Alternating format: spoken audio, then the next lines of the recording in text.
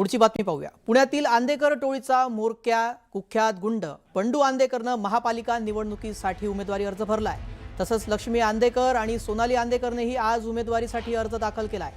आयुष कोमकर हत्या प्रकरणामध्ये आंदेकर सध्या न्यायालयीन कोठडीमध्ये आहे आणि कोर्टातून आदेश मिळाल्यानंतर बंडू आंदेकर, लक्ष्मी, सोनाली आंदेकर यांना आगामी महापालिका निवडणुकीमध्ये उमेदवारी अर्ज दाखल करण्यास विशेष न्यायालयानं सशर्त परवानगी दिलेली होती। त्यानंतर त्यांनी आता त्यानुसार अर्ज भरलेला आहे। आंदेकरने पोलीस बंदोबस्तामध्ये उमेदवारी अर्ज दाखल केलाय। तर अर्ज दाखल करण्यासाठी सोनाली आणि लक्ष्मी या दोघीही कोल्हापूर जेलमधून पुण्यामध्ये त्यांना आणण्यात आलेलं होतं आणि त्यांनी आपला उमेदवारी अर्ज भरलाय। बंडू आंदेकरला कोणत्याही पक्षाकडून एबी फॉर्म मिळाला नसल्याची माहिती समोर आली आहे।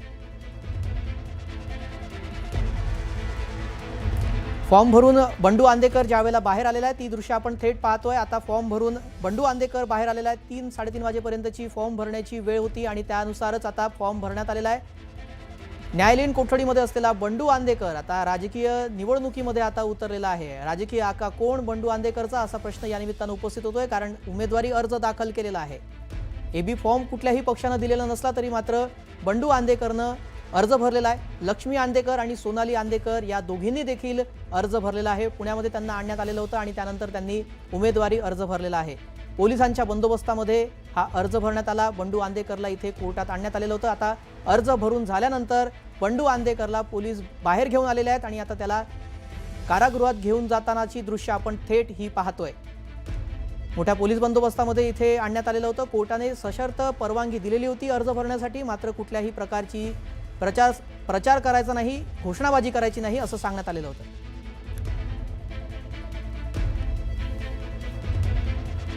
या संदर्भात अधिक अपडेट जाणून घेऊयात। अभिजित पोते आमचे प्रतिनिधी या संदर्भातली अधिक माहिती देतील। अभिजित, बंडू आंदेकरचा अर्ज भरून झालेला आहे, त्याला आता बाहेर आणण्यात आलेला आहे, काय माहिती मिळते? श्रेयस, आपण पाहतोय की आंदेकर कुटुंब, अख्खं कुटुंब आयुष कोमकरच्या हत्येप्रकरणी जेलमध्ये आहे आणि गुंड बंडू आंदेकर त्यांच्या भाऊजाईला आणि त्यांच्या सुनेला अर्ज भरण्यासाठी, निवडणूक लढवण्यासाठी परवानगी दिली होती आणि अर्ज भरण्यासाठी एस्कॉर्ट मध्ये पोलीस संरक्षणात त्यांना आणा असं पोलिसांना सांगण्यात आलं होतं। कुठलीही घोषणाबाजी करू नका, शक्ती प्रदर्शन करू नका असं स्पष्ट ऑर्डरमध्ये लिहिलं होतं। आणि आज भवानीपेठ क्षेत्रीय कार्यालयात आधी खरं तर लक्ष्मी आंदेकर आणि त्यांच्या सुनेने जो आहे तो उमेदवारी अर्ज दाखल केला आणि त्यानंतर बंडू आंदेकरला हातात बेड्या घालत जो बुरका आहे तो पांघरत भवानीपेठ क्षेत्रीय कार्यालयात अर्ज भरण्यासाठी घेऊन आले।